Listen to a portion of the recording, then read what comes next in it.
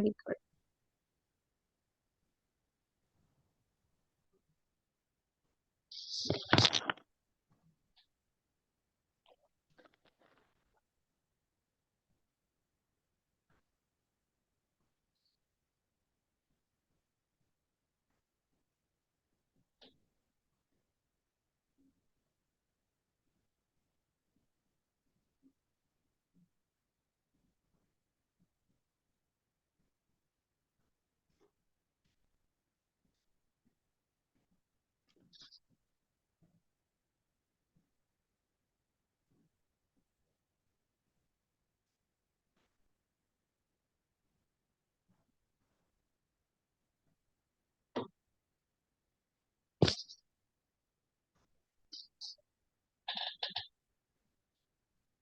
Let's start. Ya, Bismillahirrahmanirrahim. Assalamualaikum warahmatullahi wabarakatuh. Waalaikumsalam. Hello everyone. Welcome to our online talk show today, brought to you by Indonesian student community INCEIF University, and I'm Alfie, your friendly guide or as moderator today. And today we were going to talking or discussing something about halal certifications, and the specific title is the differences in Usul Fiqh approach, halal food and beverage certification between Indonesia and Malaysia. Before we start, let's get on the same page. As we know, Usul Fiqh, which is like fundamental principles or methodologicals, also affects how the Islamic scholars decide regarding halal certification in between country. And in this context, halal certifications, these principles guide the Islamic scholars to interpret and apply the Islamic law to ensure that the product is adhered to halal certification in these countries. So uh, today we have our special speakers. Let me introduce our speakers. Hello Sis Indria, Assalamualaikum. Waalaikumsalam. How are you today? Good. Alhamdulillah. Alhamdulillah. So, uh, let me introduce. Sis Indri is SMSC students at INCEIF University, and the title that I mentioned before is let me inform you guys. So, this title is the paper that written by Sis Indri and presented in IFC conference on August 2023 at IFC events, and this paper is got best paper recognitions from this event. So, mashallah, Sis Indri will share to you about this paper and also in specific issue on the differences in usul fikih on halal certification, especially in Malaysia and in Indonesia also. So the paper that has been successfully presented at the conference, and it has been awarded the prestigious award as a best paper. Wow. So we're lucky to have her with us today. So time is yours, sis. Yeah, thank you, Sis Alfie.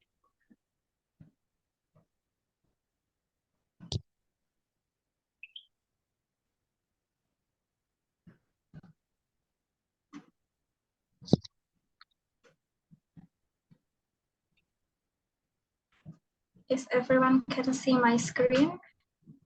Yeah. Can you full share screen, please? I do. Can you see the PPT? Yeah, I can see your screen. Your slide. Wait.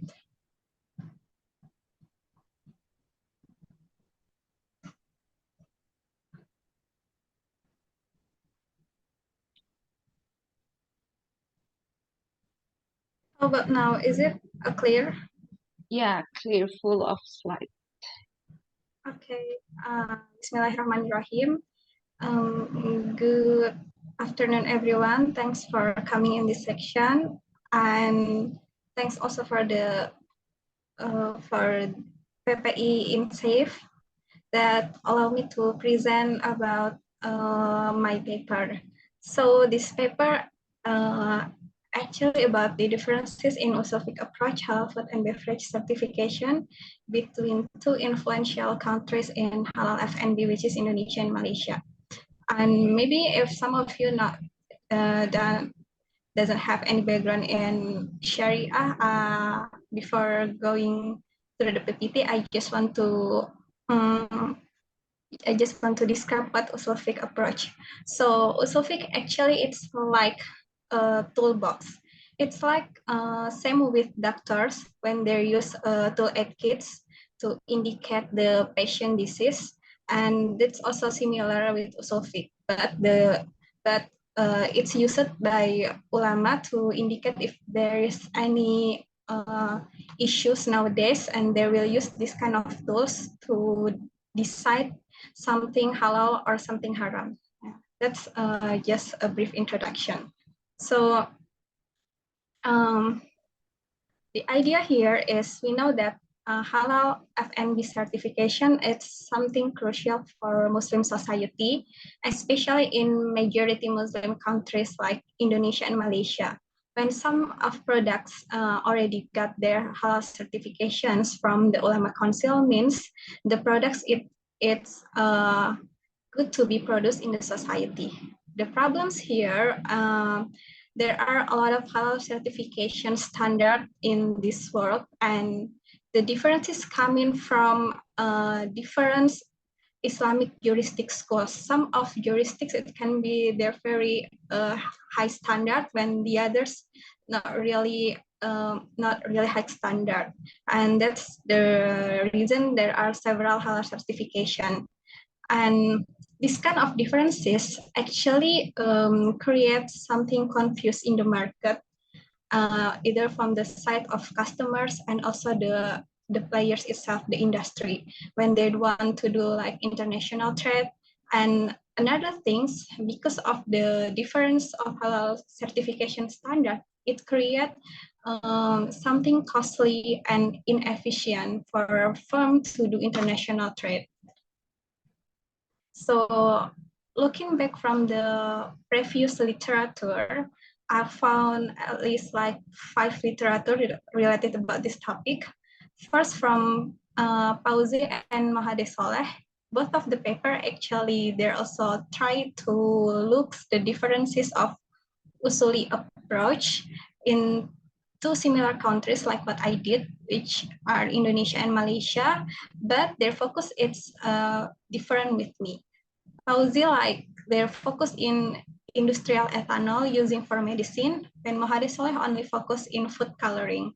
And both papers stated there are differences of ulama's perspective, how they verdict the permissible and the prohibited about use of ethanol and also food coloring from insect.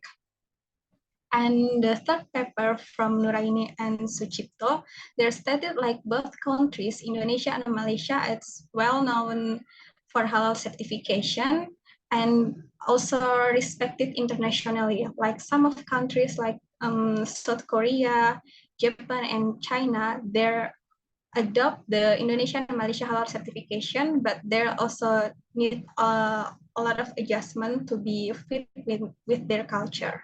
And another paper by Othman stated like the challenges for a different halal certification, it's something can cause, as I mentioned before, inefficiency and high cost for cross-border trade.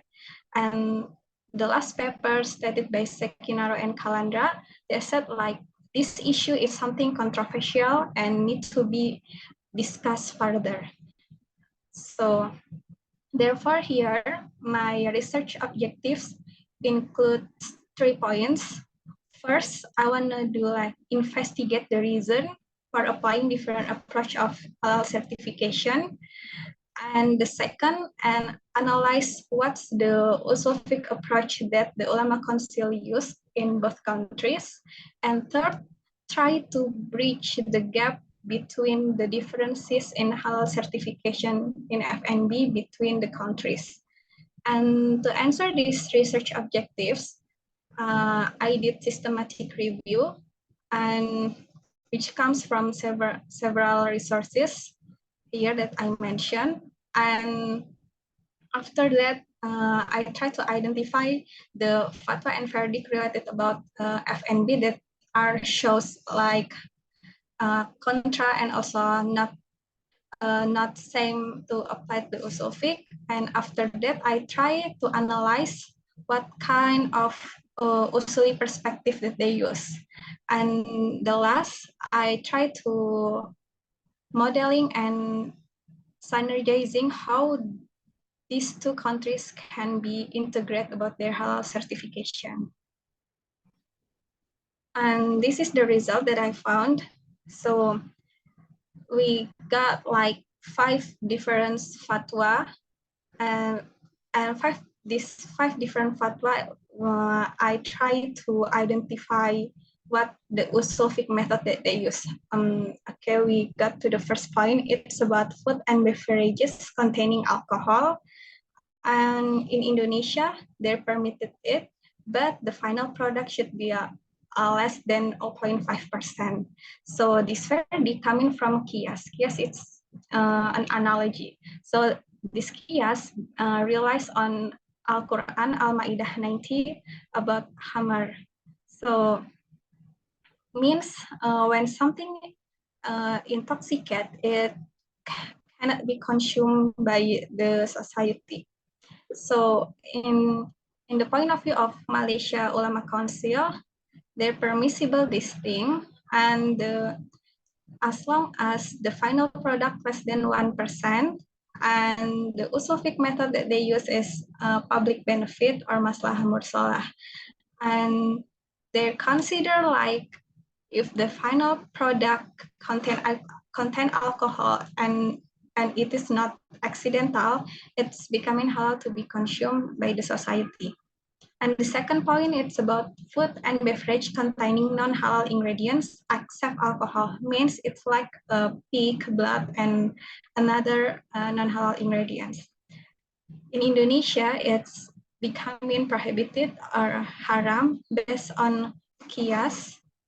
And this Qiyas relies on Al-Baqarah 42 about mixing something between truth and vanity, because it can create the final product damage or harmful. Therefore, they're prohibited this. And for Malaysia, they're permissible these things because they're considered the public benefits.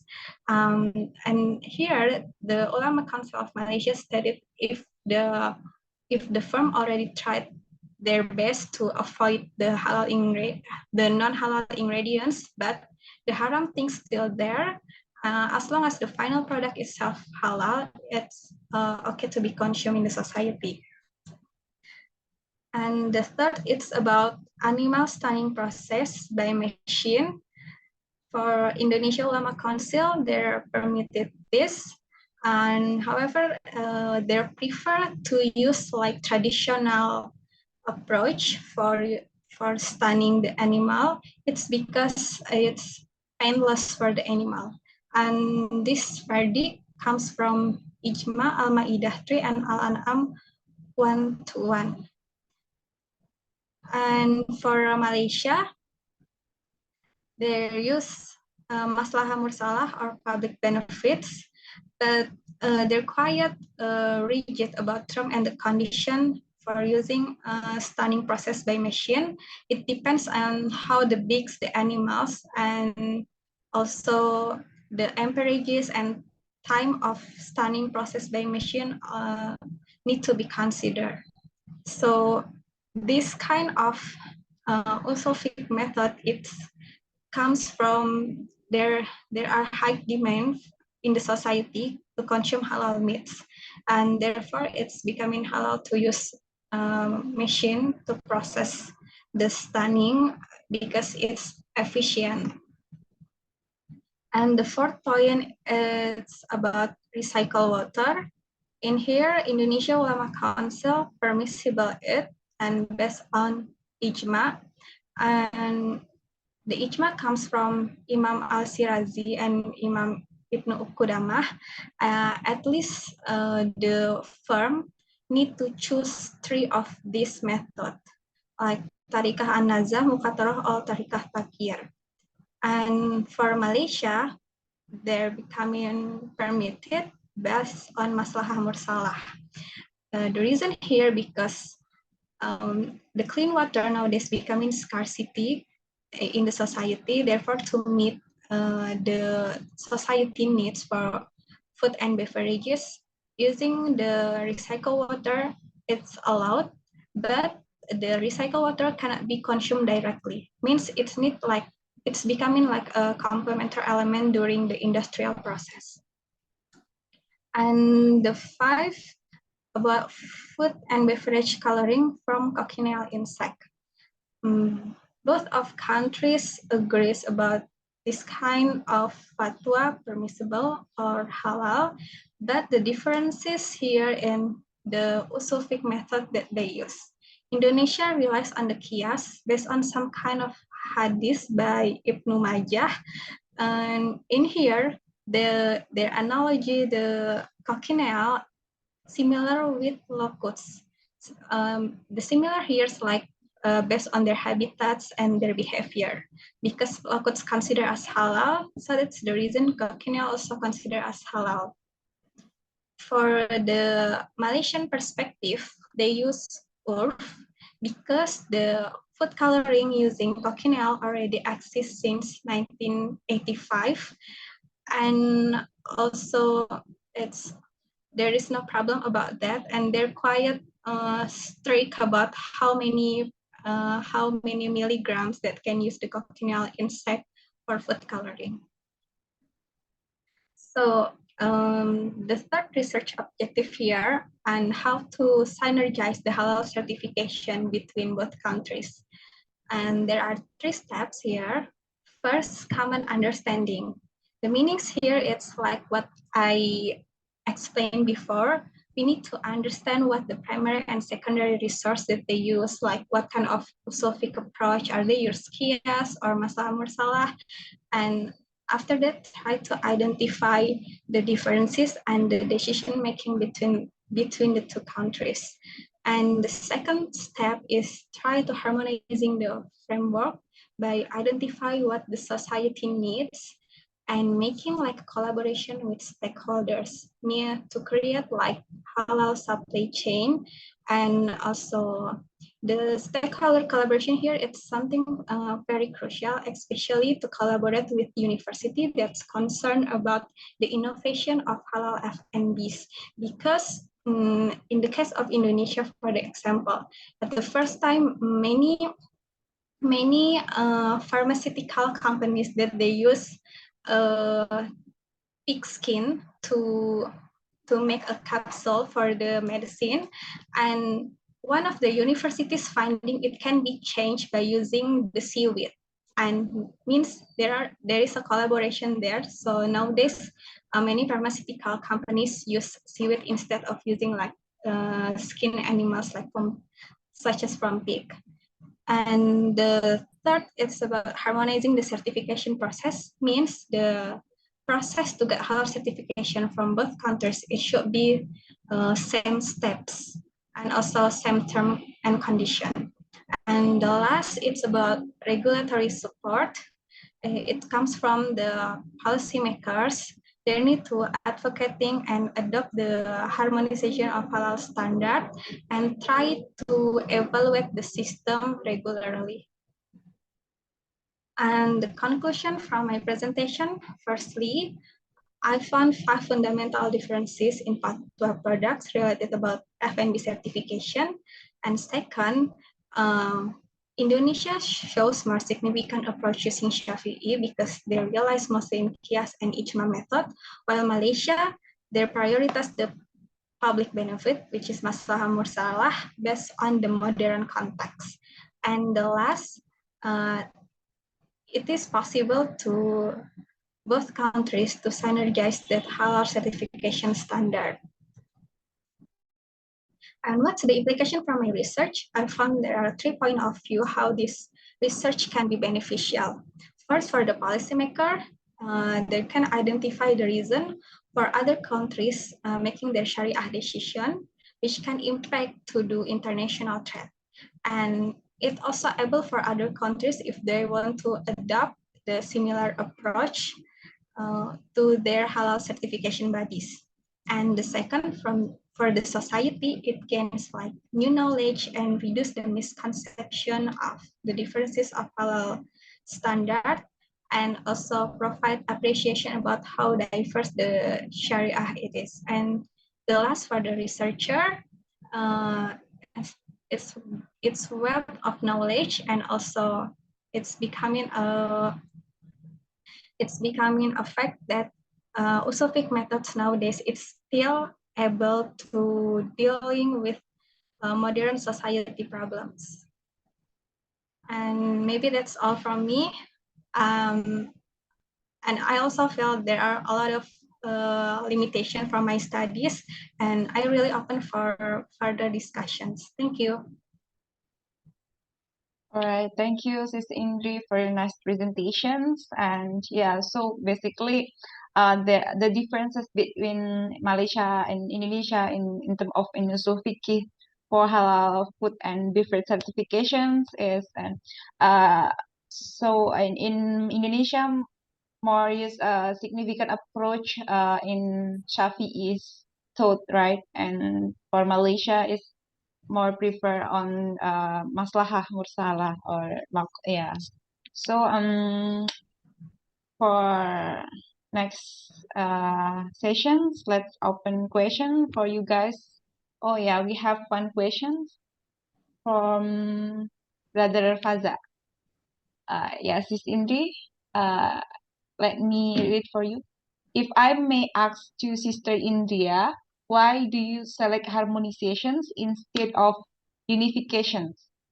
What is the pros and cons? Yeah. Yes. Can I answer now? Yeah. Okay.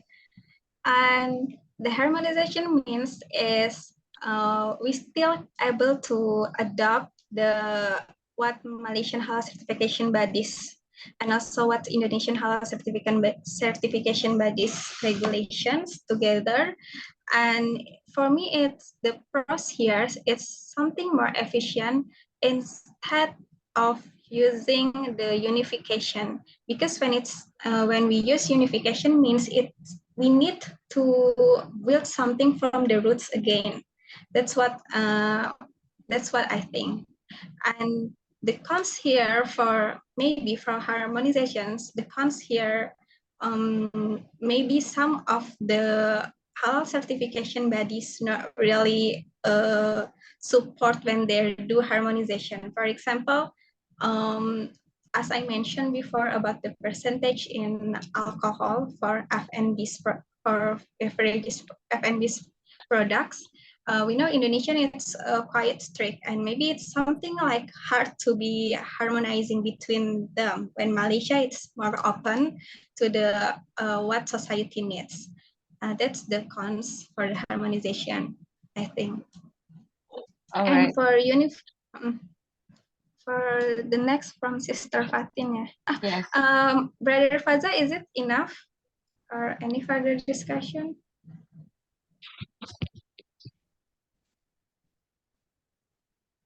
Yeah, I guess you can move to another question, sis. Oh, okay.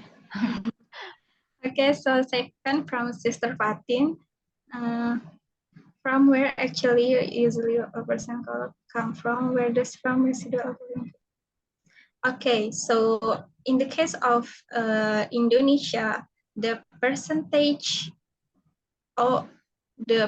usually comes from during the process and also the final product itself. Like the example during the process, let me give some kind of example. For example, the product is the apple juice. When apple become juice or become liquid, it's already contains the alcohols there. And some of the scientific papers say it's around 0.05%. It's usually a natural alcohol that's coming from the fruits process when it's becoming juice or become a liquid. And it's something common, but in here, sometimes it can be reduced during the machine process, and sometimes it's also can be increased. It's actually like depends in what kind of process that they use. As far as I know, some kind of machine, when the machine is like have several temperatures, that can reduce the alcohol into certain levels, but the machine that's not really have a high temperature during the process, maybe the alcohol is still the same at the first moment. Is it clear, Sister Fatin? Yes, Sister Fatin answered. All right. Thank you, Sis Indri, for your nice explanations. Yeah, thank you also from Brother Faza. Okay, guys, is there any other questions or you want to add on something or discuss? Or yeah,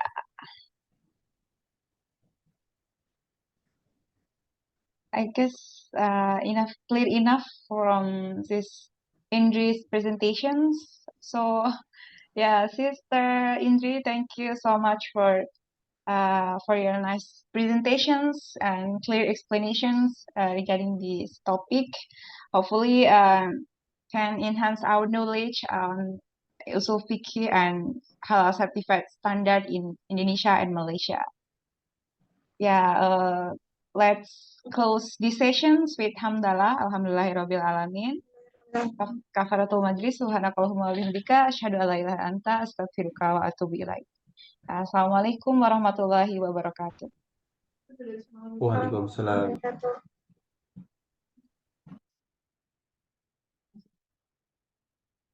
Kalau dirasain, Mas.